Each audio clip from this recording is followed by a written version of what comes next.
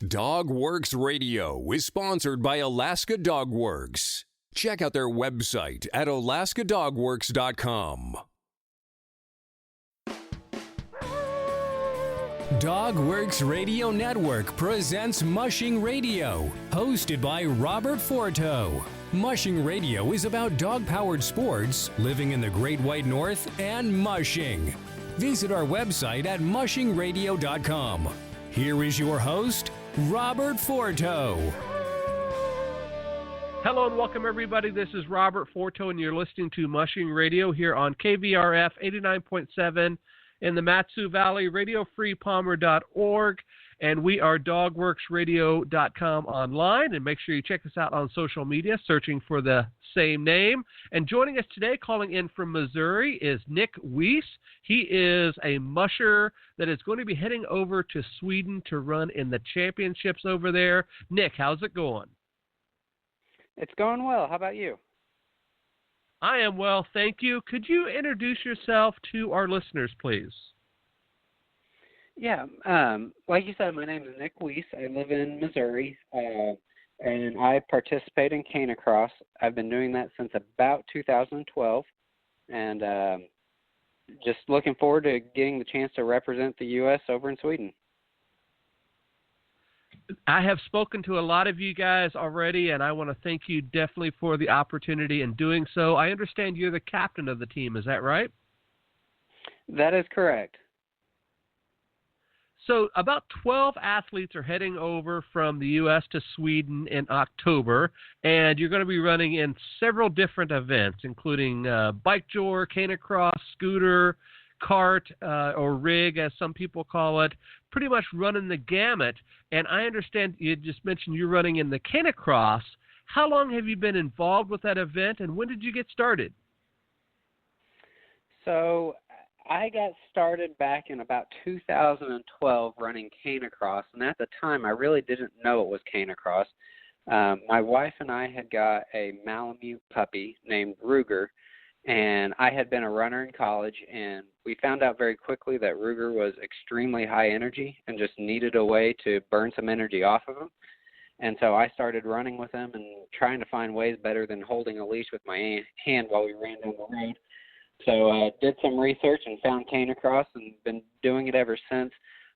Started racing really competitively back in 2016. And you have 9 dogs in your kennel, and you do a little bit of everything with them throughout the year. Have you been involved with any of the snow sports in mushing? Yeah, so actually whenever I first started in mushing, my passion was more mid-distance racing. And so I've done a few small, like 4-dog mid-distance racing in the upper Midwest, but that's really it. So when people think about Missouri, and people that are listening to the show pretty much know about the Iditarod, the Yukon Quest, and occasionally Sprint Mushing here is on the show, do you have to travel great distances to find good snow in order to race? Oh, absolutely. In fact, there's no races even in Missouri. So pretty much it's a minimum of a 10 to 12-hour drive for us to even get to any type of race. Wow, that's almost as big of a logistic hurdle as it is going to Sweden, isn't it? Well, you kind of get used to the routine, so we've got those overnight drives down pretty good right now. So, Nick, before we jump over and start talking about what you guys are doing over there, and I really have some questions for you in being the captain, but I was looking at your presence online, and you guys offer up some coaching for athletes. Can you tell us a little bit about that? Yeah, so like I said, my background is I ran cross-country and track in college, and just started out helping out some of my coaches write some of their training programs. And since then, the one thing that I've noticed about dog-powered sports is a lot of the sprint mushing, canicross, bike jor, and scooter, the human element comes into play quite a bit. And there's not a whole lot of people focused on helping you train that human part. a lot of people can help you train your dogs, but not a lot of people can help you train you. And so my wife and I started offering coaching services to Canicross participants to help them develop their running so that they can hold up their end of the team, because as everyone knows, you're only as fast as your slowest dog, or in the case of Canicross, your slowest human. Right, for sure. In talking to some of your other teammates for the series here, I understand a few of them had raced pretty intensely in college and, high school, and definitely in organized sports. Are your clients primarily just the weekend warrior type clients that are going out there and may know a little bit about mushing, may know a little bit about Canicross, but they might not know about techniques in terms of cross-country running or track and field and the like? For the most part, I do have a couple that are a little more experienced in running, but yeah, for the most part, a lot of them are, beginners just looking as a way to improve their base some. So I don't know a whole lot about coaching and or running myself. What are some of the things that you're working with your clients on? You talked about that human performance side of it. What can you do to help people get better if they're running 5Ks or 10Ks or whatever they are, whether they're running with their dog or not? It really depends on the person, their needs. I'm looking at running with a dog, the biggest issue that I have to work with my clients on with that is that most people, whenever they do Canicross, they tend to lean way back and not just go with a dog. And that puts a whole lot of stress on your knees, on your hips, on all your joints, your lower back, everything. And you're also not maximizing the potential speed that the dog can give you. And so it's really about going with the dog and not holding back so much. The one thing I hear a lot of people say, well, Canicross is like running downhill, which, yeah, it is. But a lot of runners that I see don't really know how to run downhill. You're not taking full advantage of the extra force that's being given to you. Instead, you're wasting all that potential energy. And that's a great point. I was talking to one of your teammates earlier today for her interview, and she was telling me running with the dog is usually about 30 seconds per mile faster than it is running without her dog. And she is one of the folks that had ran in college with cross country. How do you train for that extra half a mile and 30 seconds or so of time? That's a big difference in running a mile, isn't it? It's a huge difference, and at least for me, so my weakness is foot speed. I was a 5K, 10K runner, and I don't have that foot speed to be able to go out there and run, say, a quarter mile just absolutely as fast as I can. And so, at least for my part, it's developing that foot speed, working on shorter distances I normally wouldn't train just because, like you said, running 30 seconds per mile faster than what you normally do, you got to be able to turn those feet over as quick as you can. And where does the dog come into the equation? You had mentioned anybody can train a dog to run, but running in tandem with somebody else, and you had mentioned all these other variables about the person leaning too far back or not running fast enough downhill. How do you work the dog into the equation with your coaching program? So that's really all over the board because, some people have, a 10, 15-pound Chihuahua that they want to run with, and some people have, a 75-pound Greyster that they want to run with. And so you just have to be flexible with that and recognize that if your dog weighs 15 pounds, they're probably not going to take a whole lot of time off of what you can run.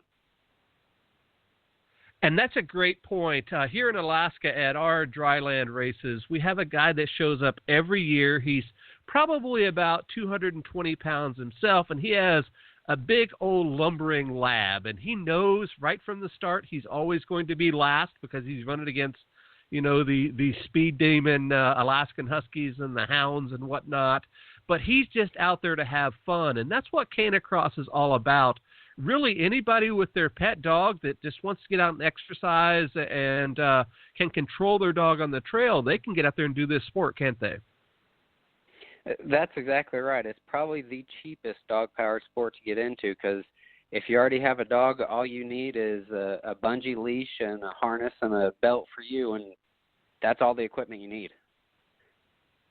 All right, Nick, so let's turn it over to talking about the team that's heading over to Sweden. It's going to happen here in October, so we are airing your episodes about a month and a half or so early to give the listeners a little bit of heads up about what's happening over there. But I understand you're the captain or you're the organizer of this team. What experience do you have with this? A lot of the other folks, this is their first time going over. It's really their first time on a huge stage, with people coming from all over the world to race. Where do you get your experience from?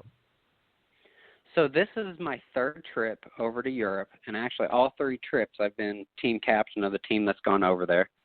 The first time it was quite a learning experience for myself because not only was I learning about traveling and racing on the international scale, but I also had a whole team behind me that I couldn't let down. Yeah, I would imagine that's probably a big deal because everybody's looking for you for advice, especially when you're traveling internationally, and here you are in a pool of who knows how many people there are getting ready to take part. And I say that because I remember this year, I think it was the Bristol Championships or something like that, where there were several hundred athletes there, and they had all these different classes and all of these different athletes. It's a big deal, isn't it? It is. In fact, for those people that know Bristol, the championships over in Europe are about 50% larger than what that race is. Holy cow, that's a lot of people.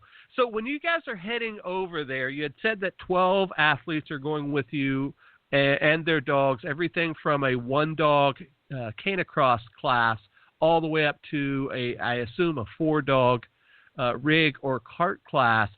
So how, as a captain, because a lot of questions, Nick, I don't know if you've had a chance to listen to more than one interview, a lot of questions have been deferred to you, so I'm putting you on the spot here.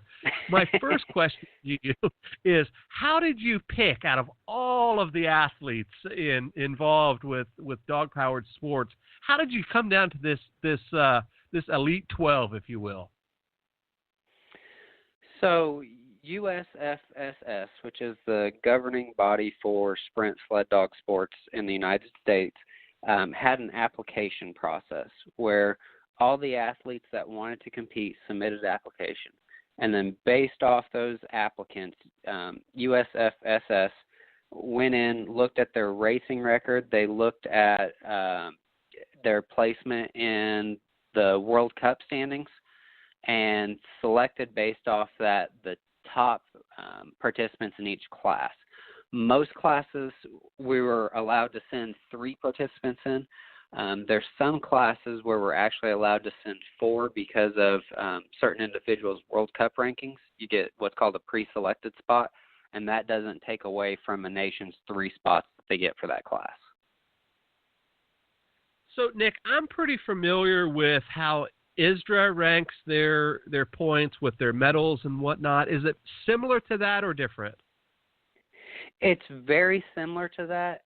ISDRA and IFSS use a slightly different formula, but it's very close. So you had mentioned that the world class rankings, I believe, was what you said. How does somebody get to that ranking, and what does it take to get there? Is it a season ranking? So let's say they won 5 bike tour classes at 5 different locations, or is it something different? It's very similar to that, but it's not just 5 bike jaw races. It has to be 5 IFSS accredited bike jaw races, which the way that IFSS does that is in North America, Canada and the U.S. each get 10 races that they can submit for accreditation. And so it's those select races that you have to go to and perform at. Now, is it different by region? Obviously, folks that are in a less populated region, let's say that they're doing bike door races in Southern California versus some more of a mecca for dog sports. Do they get the looks as the same as somebody in, let's say, Minnesota or Wisconsin or even Alaska? Within USFSS, yeah. I mean, we look at their performance, and so ideally that person in Southern California would have got to some of the races, say, in Oregon or Washington or someplace like that, so that they could have shown how they stand against those competitors, so that we have a measuring stick that we can see how they compete across the entire nation. So it's kind of similar to like playing at a junior college in football. You got to get those reps in front of the scouts before they even know who you are. Is that right? That's exactly right. So my next question in regards of being this team captain and, that whole selection process, how big of a field was it? Because I can only imagine all of the different racers throughout the country. So actually, it was not an overly huge field. Just the expense of the trip of itself weeds out a lot of potential competitors. And so really, for the most part, it's people that know that they can pay for the trip to begin with and get over there to compete are the people that apply. And it can be an expensive endeavor. I've done enough traveling with dogs to know just how expensive it is flying here in the U.S. Can you give us any idea what it costs to do a round-trip ticket, say, from Chicago to Sweden and back with a dog or two? So the rule that I use for planning our trips basically is whatever you plan on your ticket costing, your dog's probably going to cost you about that much as well. Okay, that's a good deal as well. Again, another question for that team logistics part of it. In particular, the folks that are traveling with carts or bikes, in those types of classes.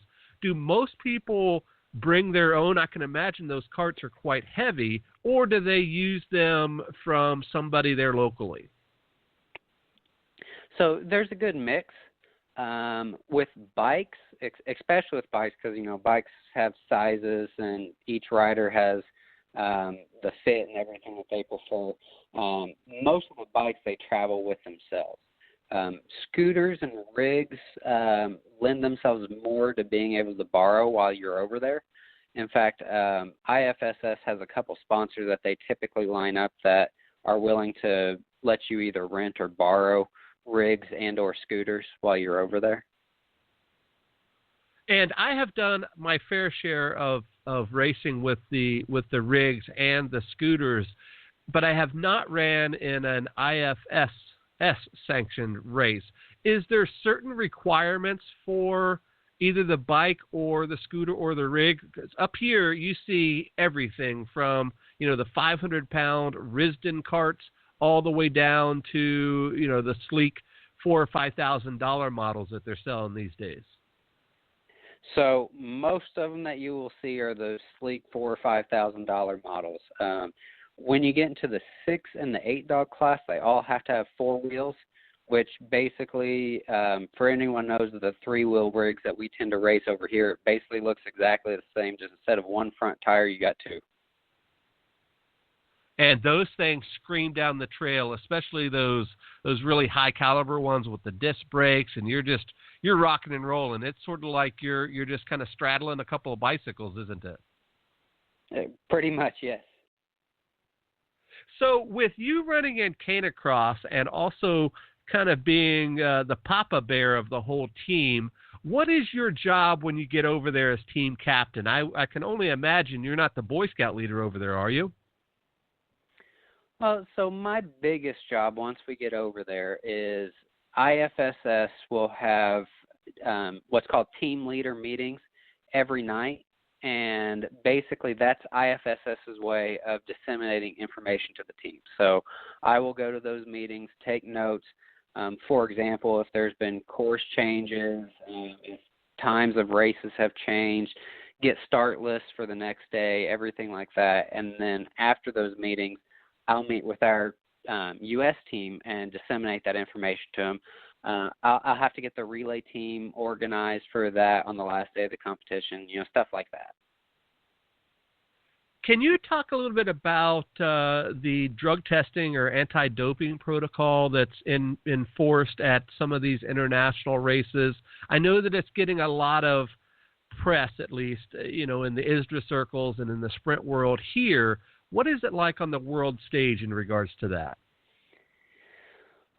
So on the world stage, it's taken quite a bit more seriously than what at least the races I've been to take it over here in North America. So, for example, both times I've competed over in Europe, my dog has had to have treatment one was for a nail bed infection that he got 3 weeks prior to the race, and the other was for a hot spot that he got, same thing, about 3 weeks prior to the race. And because he was on antibiotics, I had to declare the antibiotics. I had doping control forms that I had to fill out and submit to the doping control officer once we got over there. It's very common for you to be as you finish the race, for there to be a doping control officer right there waiting for a particular participant to pull aside for either human doping control or dog doping control. But it's definitely quite the operation. Wow, I did not know about the human part of that. What does that entail? So, especially in your 1 and 2 dog sports, the humans are subject to doping control protocols also, just because, like we were talking about earlier, in those, like Canicross, I mean, the runner definitely has an impact on the performance of the team, and so they want to make sure that all the humans are playing fair also.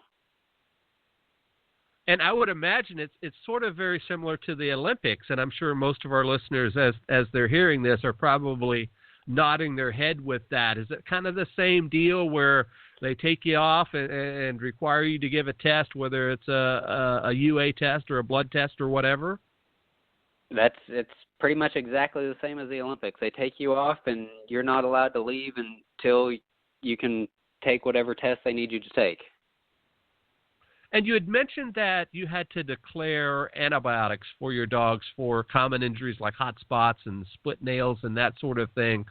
Are there other relatively common medications on there that most people, especially dog owners that are listening, would think, oh, that's not a big deal, but could potentially be a banned substance? And I say that because remember we said a bit ago that really you can just take your house dog and grab a harness and a bungee cord and go out running. But if you're running in a sanctioned event, even that house dog can be under the supervision of this drug testing. Is that right? That's right. The biggest thing really is going to be painkillers. If you have any dogs taking Rimadyl or something like that, those you can't even declare those. They're just not allowed to participate in races if they're on any form of painkiller. The other thing that probably, this isn't so much for house pets, but more for mushers, is any type of ulcer treatment has to be declared also. That's a good point. I know that that's a big deal in distance mushing with Iditarod and Yukon Quest and things like that. And if it's my understanding, I believe medications for that are allowed, but not necessarily so in sprint mushing. So, Nick, a few more questions before we go here. My first one is, I know you said you're traveling with your wife, and we have her interview a little bit earlier in the week from yours, so you can definitely go search our archives to find that one. Do you know most of these people that are going with you, and have you guys raced on the world stage before? So, of the team, I have personally met face-to-face probably about 3/4 of the teammates. The rest I have not met face-to-face, but through this process, I've gotten to know them, messaging, texting, calls, emails, etc. And several of these people have raced with me on the world stage before. So it's definitely going to have that bit of camaraderie coming together with you knowing most of them, and I'm sure just from my experience in mushing, you often see the same people at the races, whether they're 500 miles away or in your backyard for sure. So Nick, my next question is one that I've asked all of you guys up to this point, and it is, what are your thoughts about packing up the dog and everything that it takes to travel across the world, and you're literally going over there for just a couple of minutes of running, figuratively, I guess it would be, but you're going over there for one event that's going to be over relatively soon. What are your thoughts on that? Well, one of my goals is to be one of the best in the world in canicross. And like it or not, the best in the world in canicross live over in Europe. And so if I want to be on that level with them, I have to go to where the competition is. So it might be a lot of work, but for me, it's worth it to test to see where I'm at. I agree with you, and it's always fun to see how you and your dogs compete against other people around the country, around the world, for sure. So my next question is one that I ask all of my guests that are on Mushing Radio, and that is, if somebody came to you asking for advice, whether they're going to be running in snow sports or even in canicross, which is your specialty, what would you tell them if they were asking for advice from you? I would say that, have fun. I mean, the whole reason why we all do this sport is to have something with our dog that we can go out and bond together with them. And, I know a lot of people take racing seriously, and I take it seriously, but if it's not fun for you and your dog, it's probably not right for you. So just have fun. Great advice for sure. All right, lastly, Nick, do you want to thank anybody, family, friends, sponsors, anyone? Well, I would like to thank my sponsors, Nonstop Dogwear, Vest Livestock Farm, Stockton State Park Marina, the Great North Apparel. I'd also like to thank my family and especially my wife, because I know that I kind of led her into this and she enjoys it, but she's been a big support for me along the way. So excellent. You cannot do it without the spouse. At least I know that from our household as well. Nick Weis is our guest today. Thank you very much for joining us. Good luck over in Sweden. It was an absolute pleasure to be talking to all you guys here on the radio. We haven't done a heck of a lot of sprint mushing coverage here on the show just because it's not in my wheelhouse. But I think people are really going to enjoy this series, and thanks for the connections, and I really appreciate it. Well, thank you for having us on. Thank you. Again, on behalf of my guest today, Nick Weis, this is Robert Forto for Mushing Radio. We'll see you guys next time. Goodbye. From DogWorks Radio, this is Mushing Radio. We hope you enjoyed this episode, and we invite you to subscribe in Apple Podcasts, Spotify, Stitcher, or wherever you get your podcasts. You'll find a link on the episode notes. You can tap or swipe on the episode cover art, and you'll see some offers from our sponsors. You can support our show by supporting them.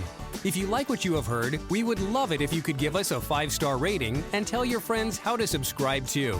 Your hosts are Alex Stein and Robert Forto. Our producer is Robert Forto, created for DogWorks Radio.